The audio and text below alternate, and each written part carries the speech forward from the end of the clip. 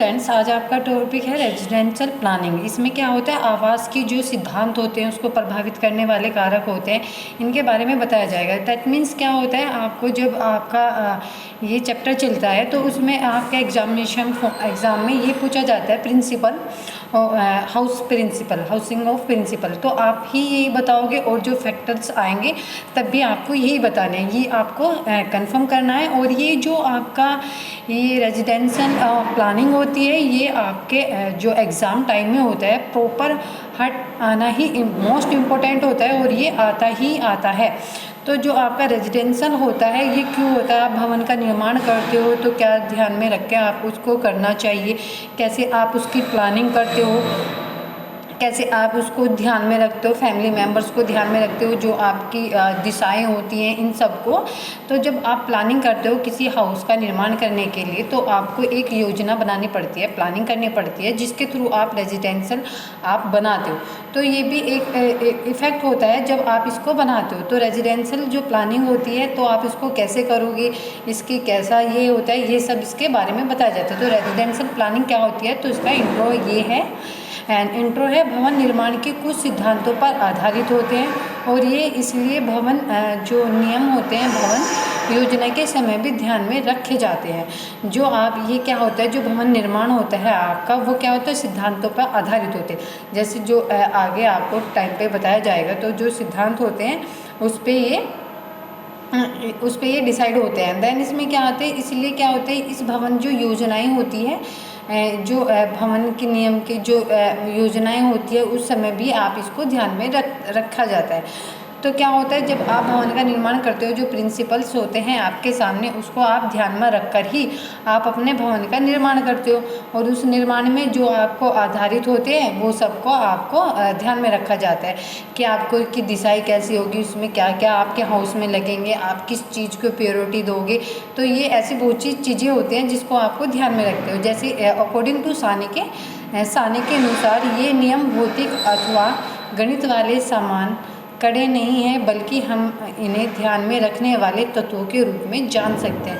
मतलब इसमें क्या होता है, साने के जो अकॉर्डिंग है उन्होंने ये बताया है कि ये जो भौतिक होते हैं, फिजिक्स और मैथमेटिक्स जो होते हैं उसके सामने ये कड़े नहीं होते हैं, बल्कि हमें इसको हमें इन्हें ध्यान में रखने वाले जो तत्व होते हैं हमको उनको ही जानना ज़रूरी होता है, जिसके अकॉर्डिंग हम ये करते हैं। जैसे कि आपके कैसे हम उसका निर्माण करते हैं, कैसे हम उसको ध्यान में रखकर आप उसकी जो आपकी जलवायु होती है या जो भी आपके आराम कंफर्टेबल के लिए आप हाउस प्लान करते हो तो उसको ध्यान में रखकर ही आप इसका करते हो।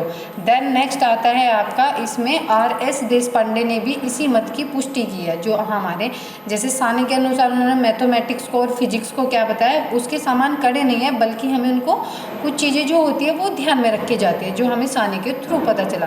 बट जो हमारे R.S. देशपांडे ने मतलब जो पुष्टि की है, उन्होंने ये बताया है कि भवन आयोजना के संदर्भ में ऐसा कोई भी कानून नियम नहीं है या नियम नहीं बनाए जा सकते जो स्वतंत्र लागू हो। इसका कारण भिन्न भिन्न देशों अथवा प्रदेश के भिन्न भिन्न भौगोलिक स्थितियों से होता है। दैट मीन्स इसमें क्या होता है, जो भवन आयोजन होता है उसको आप संदर्भ से मतलब एक्सप्लेन नहीं कर सकते, क्योंकि उसके कई नियम बनाए जाते हैं जो हम खुद भी बनाते हैं या बनाए जाते हैं, जिसके कारण क्या होता है हमारे अलग अलग स्टेट में या हमारे अलग अलग देश में तो क्या होते हैं भिन्न भिन्न नियम होते हैं। कहीं पर स्टेट का कोई नियम है और कहीं पर कुछ ये होता है जो आपकी भौगोलिक स्थितियाँ होती हैं, मतलब जो इन्वायरमेंट होता है, आपकी जलवायु होती है, उसके अकॉर्डिंग भी आप ध्यान में रखकर उसको बनाते हैं। तो इसमें क्या होता है, जब इसको आप ध्यान में रख के बनाते हो तो इसमें बहुत से कारक होते हैं, फैक्टर्स होते हैं, या आप इसको सिद्धांत बोल सकते हो, जो आप प्लानिंग बनाते हो तो उसमें योगदान दिया जाता है।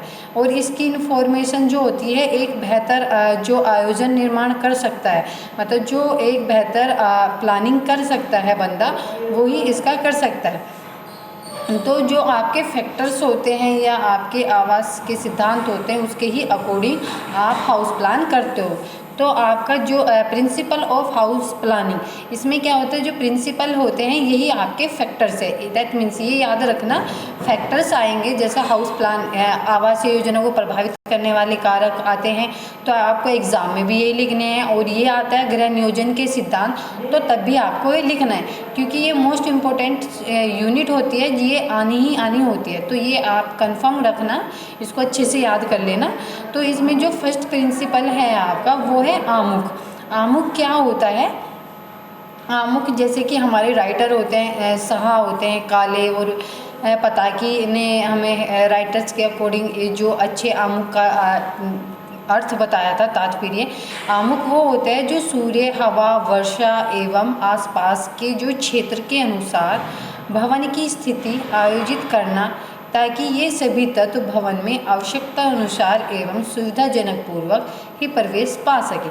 मतलब जो आपका आमुख होता है उसमें क्या होता है, आपकी सूर्य, हवा, प्रकाश, जो आसपास के क्षेत्र होते हैं उसके अकॉर्डिंग ही जो भवन की स्थिति होती है उसको आयोजित किया जाता है, ताकि जो क्या होता है, जो भवन के तत्व होते हैं वो आवश्यकता अनुसार सावधानी पूर्वक उसमें प्रवेश कर सके। ये नहीं कि आप घर प्लानिंग कर रहे हो और उसमें क्या करते हो, आप हवा, वायु या वर्षा जो इसके अकॉर्डिंग आप नियोजित नहीं करोगे तो वो घर नहीं रहेगा। और इसमें क्या है, जो आपका उचित आमुख होता है उसका तात्पर्य एक भवन जो होता है, आपका जो आवास होता है उसके जो नक्शे को इस प्रकार निर्धारित किया जाता है, या अथवा उसे प्रमुख जो मुख उसका होता है, जो उसका फ्रंट होता है, मुख होता है, उसको प्रदान करने से भी है, जिसके द्वारा उसके जो निवासी होते हैं वो प्राकृतिक संपदा जैसे सूर्य, हवा तथा वर्षा से जो कुछ उनके लिए अच्छा है उनका उसका आनंद उठा सके, तथा जो कुछ उनके आराम में बाधक है उसे हटा सके। मतलब इसमें क्या होता है, जो आपका उचित, जो आपका परफेक्ट आमुख होता है, आप उसमें क्या करते हो, उसमें आप जो आप नक्शे बनाते हो उसके थ्रू ही आप अपने आवास को निर्धारित करते हो, उसी के थ्रू ही आप अपना फ्रंट देते हो, और उसके द्वारा जो उसके जो निवासी होते हैं प्राकृतिक संपदा होती है, जैसे आपकी सूर्य, वर्षा, हवा, जो सब कुछ होता है वो अच्छा इसका स्रोत माना जाता है, जिसका आप आनंद उठा सको। जो आमुख का होता है वो ओरिटेशन, जिसका भावार्थ होता है, जो आमुख होता है उसका जो भावार्थ होता है वो ओरिएंटेशन होता है, जिसका भावार्थ होता है, जिसको आप बोलोगे ओरिएंटेशन को मीन्स होता है आकाश के पूर्वी भाग की स्थिति। ये क्या होता है, ये आकाश की पूर्व की स्थिति होती है जिसमें ये बताया जाता है। और जो आपका भवन होता है, आपका जो हाउस होता है, भवन होता है, जब उसकी आप प्लानिंग करते हो उससे संबंध जो होता है वो आमुख का एक महत्वपूर्ण, जो आमुख होता है वो एक महत्वपूर्ण स्थान रखता है। और आमुख की ही उचित स्थिति जो आपको होती है वो भवन की आपकी स्थापना जो होती है करती है। और जो प्राकृतिक तत्व होते हैं जैसे हवा, धूप, वर्षा, जो ये अधिकतम जो लाभ प्राप्त कर सकते हैं। जो आमुख का संबंध होता है वो केवल सामने की स्थिति से नहीं होता, बट वरन उसके पीछे से जो भाग की जो प्राकृतिक तत्व होते हैं उससे संबंधित होता है। इसमें क्या होता है कि जो आपका आमुख केवल ये नहीं कि आपका फ्रंट से ही होगा, ये नहीं होता, आपका वो बैक साइड से भी हो सकता है। तो ये क्या है, प्राकृतिक जो तत्व होते हैं उनसे रिलेशनशिप का रखता है। ये क्या होता है, ये जो भिन्न भिन्न आपकी जो डिफरेंट जलवायु होती है वो डिफरेंट ही आपके जो आमुख होते हैं वो वांछनीय होते हैं। जैसे ठंडे देश में दिन भर क्या रहता है, सूर्य का प्रकाश, ऊष्मा प्राप्त करने के लिए आप कौन सी जो दिशा यूज़ करते हो, वो दक्षिणमुखी जो आमुख होता है उसको आप अधिक उपयुक्त समझ जाते हो। जबकि जो गर्म देश होते हैं वो उसमें क्या होता है, उत्तरीमुखी जो आवास होता है, आमुख होता है, उसको आप प्राथमिकता देते हो। जो भारतवर्ष में जहाँ अलग अलग क्षेत्रों में जलवायु पाई जाती है, अलग अलग आमुख वांछनीय होते हैं।